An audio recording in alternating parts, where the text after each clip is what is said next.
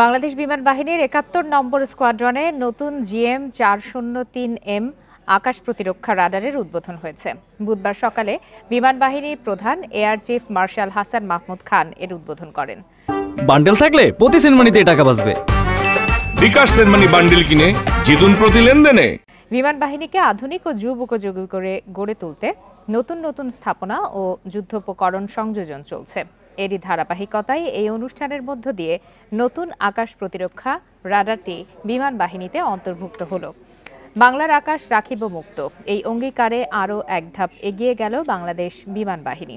নতুন অন্তর্ভুক্ত রাডারটি বাংলাদেশ বিমান বাহিনীর আকাশ প্রতিরক্ষার সক্ষমতা বাড়াতে গুরুত্বপূর্ণ ভূমিকা রাখবে। এছাড়াও অত্যাধুনিক এই রাডার বিমান বাহিনীর প্রযুক্তিগত সক্ষমতা বৃদ্ধিতেও ভূমিকা রাখবে।